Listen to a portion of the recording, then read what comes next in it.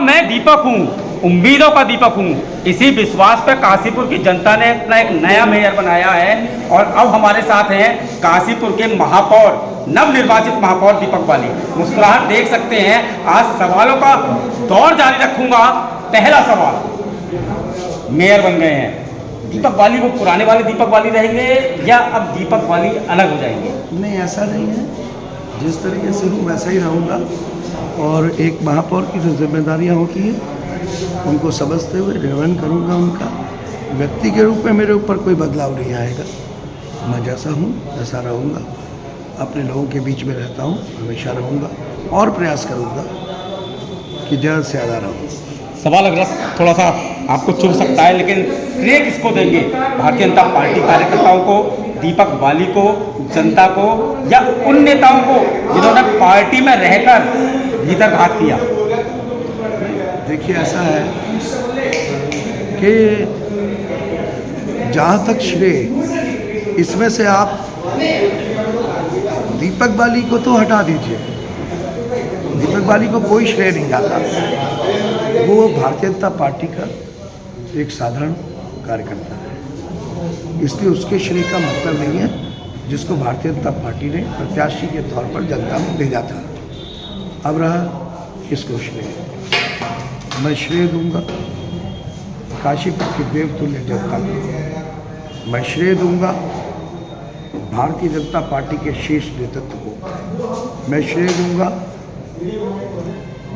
उत्तराखंड के मुख्य सेवक माननीय आदरणीय श्री पुष्कर सिंह धामी जी को। मैं श्रेय दूंगा भारतीय जनता पार्टी की रीढ़ की हड्डी मेरे सम्मानित देवतुल्य कार्यकर्ताओं को, जिन्होंने जनता के बीच में जाकर पार्टी और प्रत्याशी की सोच को एक एक घर तक पहुंचाया।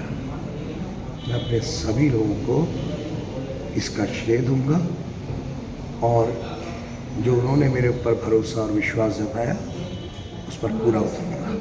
दीपक बाली गुस्सा करते हैं लेकिन जल्दी भूल जाते हैं। जैसे कोई ये भी तय है, क्योंकि बचपन से जो देखता आ रहा हूँ व्यवहार आपका, कि आप किसी भी चीज़ को बहुत जल्दी ज़्यादा देर तक नहीं रखते दिल में। लेकिन इस चुनाव में एक चीज़ देखने को मिली, जो विधानसभा चुनाव में भी देखने को मिली, कि कुछ लोगों ने पार्टी में रह के ज़बरदस्त भीतर घात करने की कोशिश की, उसको लेकर, और यहाँ तक कि पूर्व विधायक ने उन्हें गद्दार भी कह दिया था। एक तो आपकी बात ही गलत है, मैं गुस्सा नहीं करता। ये तो एक नैरेटिव है।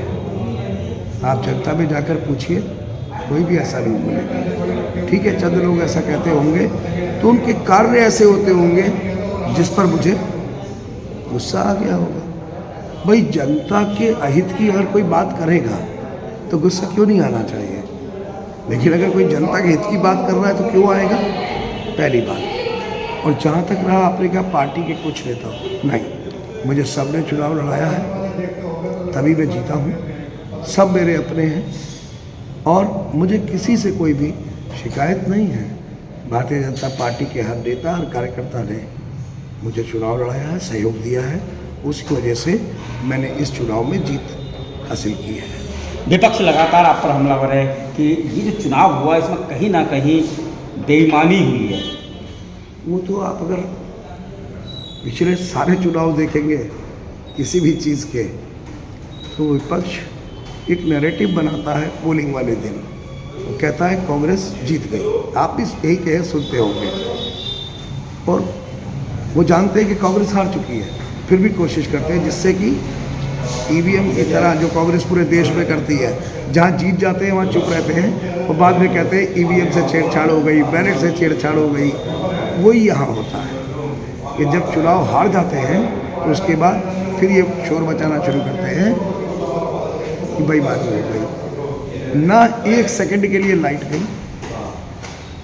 ना जो वो कहते हैं सबके बीच में चुनाव हुआ,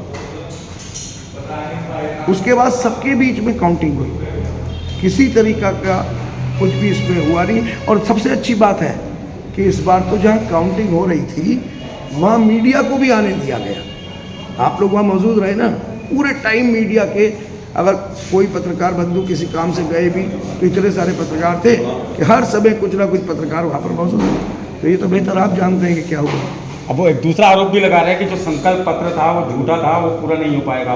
90 दिन में ना तो सड़कें बनेंगी और जो विकास कार्यों की बात करी वो भी नहीं हो पाएंगे। 3 दिन में ही, अभी इंतजार तो कर लें, सिर्फ 3 दिन में ही। ये तो वो चुनावी भाषा बोल रहे हैं। अरे चुनाव खत्म हो चुका है, उनको ये बताओ।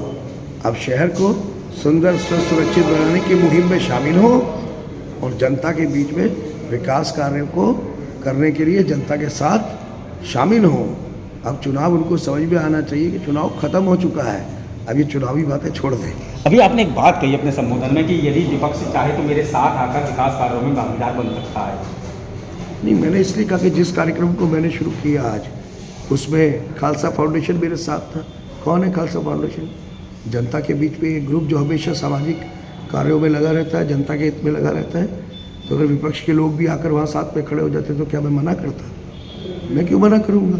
अगर कोई भी आदमी किसी भी तरह से शामिल है वो आए ना, स्वागत है उसका। बिल्कुल देखिए, बड़ी सोच से काम करेंगे, सब अपने हैं। मैंने बोला है कि विपक्ष के प्रत्याशी जिस भी पार्टी से खड़े थे और उनके कार्यकर्ता वो भी अपने हैं। चुनाव खत्म हो चुका है, अब ये शहर हम सबका है और हम सब मिलकर इसको बेहतर बनाएंगे। आप जिस समय राजनीति में नहीं आए थे, आने का सोचा भी नहीं था, उस समय मैंने आपका साक्षात्कार किया था। उसमें आपने कहा था कि मैं एक समय में एक काम करूंगा, यदि करूंगा बिजनेस करूंगा और यदि राजनीति में आऊँगा तो सेवा भाव से आऊँगा और राजनीति ही करूंगा। तो ऐसे में क्या माना जाए कि पूरा समय राजनीति के लिए? और दूसरा एक क्वेश्चन मेरा और है कि क्या जनता के बीच में रहेंगे या नहीं, मैं देहरादून गया था, हमारे माननीय प्रधानमंत्री जी राष्ट्रीय खेलों का उद्घाटन करने आए थे और मैं सुबह लौटा हूँ 9:30 बजे देहरादून से, और 11 बजे मैं आपके साथ वह कार्यक्रम में मौजूद था। क्या कहेंगे?